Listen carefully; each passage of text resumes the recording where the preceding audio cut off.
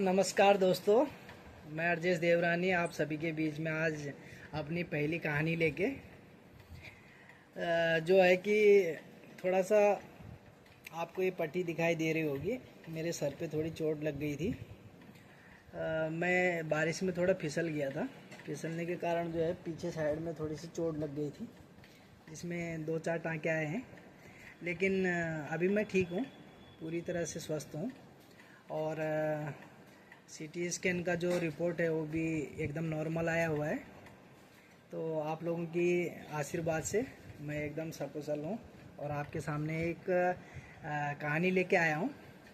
जैसे कहानियाँ आप सभी को मालूम होंगी कि बचपन में हमारी दादी, दादाजी, ताऊ, ताई, चाचा, चाची या अदर जो भी बुज़ुर्ग हुआ करते थे तो वो हमको कहानियाँ सुनाया करते थे। बस उसी तर्ज पे मैं आपको एक कहानी सुनाने जा रहा हूँ। तो अगर आपको ये मेरी कहानी पसंद आए तो आप लाइक, कमेंट और सब्सक्राइब करना ना भूलें प्लीज़। तो मैं अपनी कहानी शुरू करता हूँ। बहुत समय पहले हिमालय की गोद में एक गांव हुआ करता था, छोटा सा गांव हुआ करता था। वहाँ पे जो है हर चीज़ बिल्कुल सामान्य सी थी। जैसे मतलब हर गांव में होता है कि एकदम हर चीज़ जो है एकदम सामान्य सी है, घर, पेड़, खेत, नदियाँ। पर वहाँ पे एक चीज़ जो है वो एकदम असामान्य सी, मतलब जो अलग थी, गांव में जो एकदम डिफरेंट हुआ करती थी, वो थी गांव में लगी एक घड़ी। गांव के बीचों बीच में एक बड़ी सी पुरानी टिक टिक वाली घड़ी टंगी हुई थी। लेकिन यह घड़ी दूसरों जैसी नहीं थी। यह सिर्फ तभी चलती थी जब गांव के लोग किसी अच्छे काम के बारे में सोचते थे। अगर किसी के मन में लालच, झूठ या गुस्सा आता था तो घड़ी जो है स्वयं ही रुक जाती थी। तो एक दिन क्या हुआ कि गांव में एक अजनबी आया, लंबी दाढ़ी, कंधे पे लाठी, आंखों में चमक। उसने गांव वालों से पूछा कि ये घड़ी इतनी खास क्यों है। तो गांव के वहाँ पे जो भी, मतलब अब गांव में कैसा, पहले 2-4 बुजुर्ग बैठे रहते थे चौराहे पे। तो वहाँ पे जो है बुजुर्ग बैठे थे। तो गांव के बुजुर्ग ने वहाँ पे मुस्कुरा कर कहा कि क्योंकि इस समय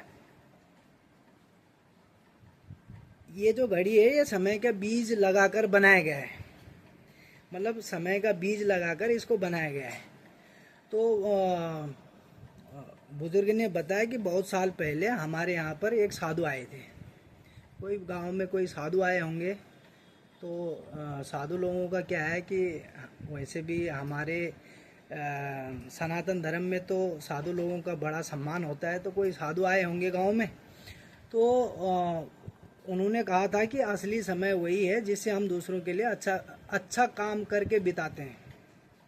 तो यह कहकर उन्होंने हमें एक छोटा सा बीज दिया और बोले कि जिस दिन तुम इस बीज को दूसरों की खुशी के लिए बोओगे उसी दिन गांव को असली समय मिलेगा। तो होते करते क्या हुआ कि गांव वालों ने मिलकर वो बीज बोया, उसकी देखभाल की, लेकिन कोई पौधा नहीं निकला। लोग उदास हो गए। फिर उन्होंने सोचा कि क्यों ना किसी की मदद करके देखें। तो उन्होंने सबसे पहले एक बूढ़ी दादी के घर की मरम्मत की। लेकिन अगले दिन वहाँ पे एक छोटा सा पौधा उगाया। जब मतलब बूढ़ी दादी की उन्होंने थोड़ी सी अपनी तरफ से कोई हेल्प की तो वहाँ पे एक छोटा सा पौधा उगाया। तो फिर उन्होंने अनाथ बच्चों के लिए एक स्कूल बनाया। पौधा बढ़ता गया। जैसे जैसे जैसे जैसे गांव में मदद और प्रेम के काम करते गए वैसे वैसे जो पौधा था वो बड़ा होता गया। और एक दिन उस पौधे के समय का फल निकला, सुनहरा और चमकदार। उस फल से उन्होंने एक टिक टिक वाली घड़ी बनाई। तभी से जो है गांव जान गया कि समय को कमाने का एक ही रास्ता है, वह है दूसरों के लिए कुछ अच्छा करना। वैसे भी देखा जाए तो हम अगर कहीं पे भी, जैसे बोलते हैं बड़े बुजुर्ग हमारे भी कहा करते हैं कि अगर तुम अच्छा करोगे तो अच्छा फल मिलेगा और बुरा करोगे तो बुरा फल मिलेगा। तो वहाँ पे भी गांव वालों ने जब कुछ अच्छा करने की सोची, जब उनको कुछ अच्छा किया, तो उसके स्थान पे उनको मतलब एक अच्छा सा जो है वो घड़ी के रूप में मिला। दूसरों के लिए मतलब कुछ अच्छा करने जाओ तो कुछ ना कुछ अच्छा मिलता ही है, चाहे आप कुछ भी करो।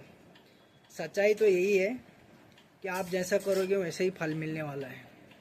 तो होते करते क्या है, तभी से आज तक वो घड़ी चलती रहती है, टिक टिक टिक टिक टिक टिक। हर बार जब किसी के मन में कोई अच्छा विचार आता है तो कहते हैं कि अगर कोई सच्चे दिल से मतलब इस घड़ी के बारे में सोचता है तो उसे अपने दिल में भी ऐसी टिक टिक की आवाज़ महसूस होती है।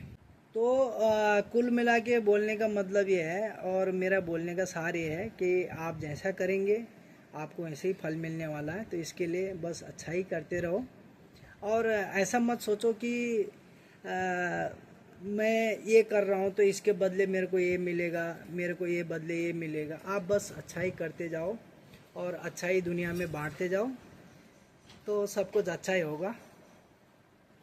जय श्री कृष्ण।